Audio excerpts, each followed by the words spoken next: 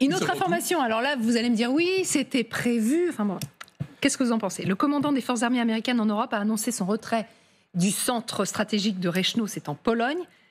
La gestion, donc, se fera désormais par l'OTAN, et ce, entièrement. Ça veut dire que ce sont les Européens qui devront gérer ce centre stratégique, alors qu'avant, c'était les forces armées américaines qui, ça y est, partent de ce centre-là.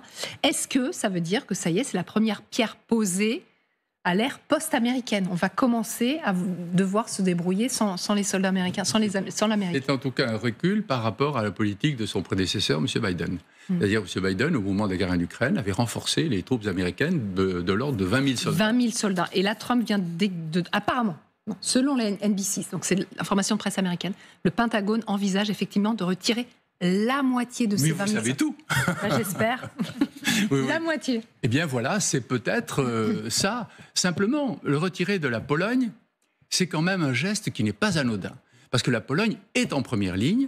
La Pologne est vraisemblablement un des bastions de résistance les mieux équipés et les plus déterminés, avec les pays baltes au-dessus, l'Ukraine, etc. C'est compliqué d'affaiblir la position de la Pologne.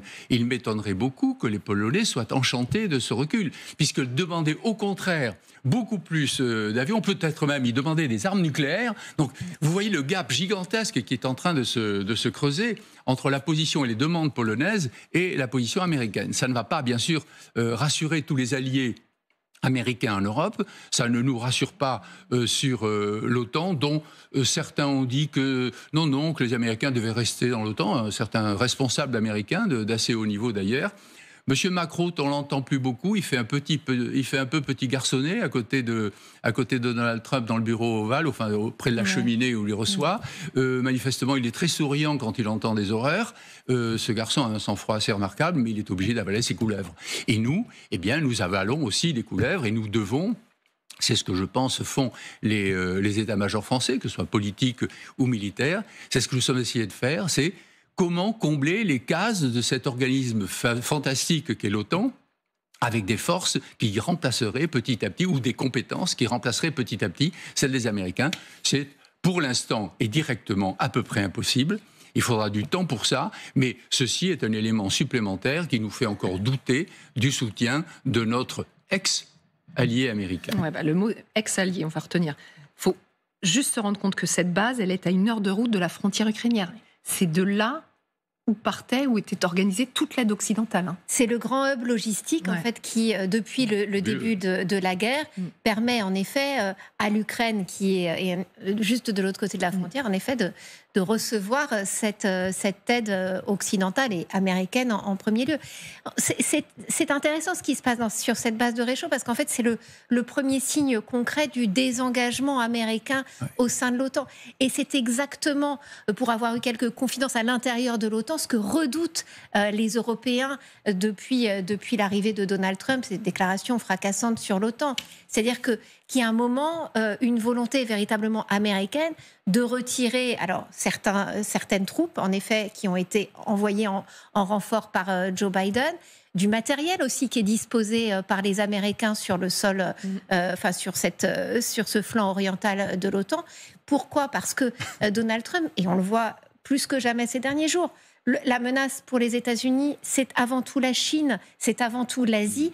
Donc il y a un moment où en fait les Européens au sein de l'OTAN sont très très inquiets de devoir se retrouver seuls, sans pouvoir compter sur cette aide militaire américaine, en tous les cas comme elle était auparavant. Ça pourrait peut-être être un premier test pour les Européens. Mais puisqu'on parle de l'OTAN, justement, on a un sujet à vous montrer, parce que l'une de nos équipes a pu assister à un entraînement grandeur nature de l'OTAN qui a simulé une attaque de l'étranger. Ça se passe aux Pays-Bas, c'était hier. Le reportage de Claire Cambier avec Guillaume Coléoni. Contrôle de l'avion, le commandant Thomas se prépare pour une mission à bord de ce Rafale F4. Pas de construit, l'OSF, pas d'impact, la coque radar est en bon état, ici la pointe est présente. Pour la première fois, il participe à un exercice de l'OTAN. 15 pays alliés sont présents. Chacun a ses propres avions.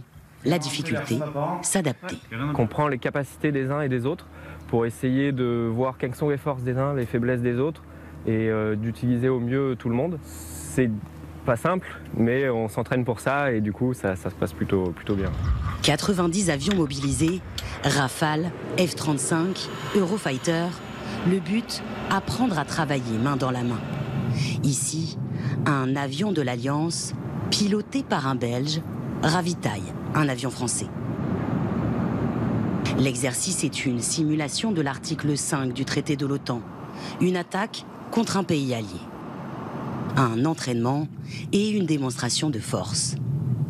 L'OTAN, c'est d'abord une alliance défensive qui est là pour éviter qu'un conflit ne vienne s'embraser sur le continent. C'est une forme de dissuasion, en tous les cas, de message stratégique qui peut être passé vers le compétiteur russe notamment. Cette menace, les soldats finlandais en ont bien conscience. Leur pays partage plus de 1300 km avec la Russie. Ils sont venus participer à cet exercice avec ces F-18. La menace est très réelle. On l'a vu en Ukraine, donc il faut être prêt à tout moment. En cas d'attaque, il faudra savoir se montrer mobile. Dans ces containers, des centres de contrôle, de quoi lire et écouter le ciel depuis n'importe où. L'OTAN cherche ici à montrer son unité, mais pour combien de temps encore ?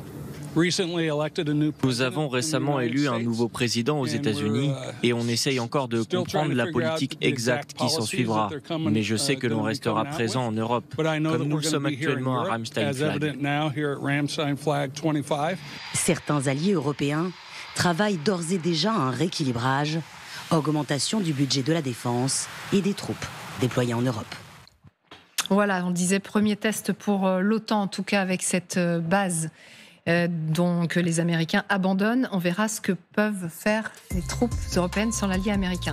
Ex-allié, je vais retenir ça aujourd'hui.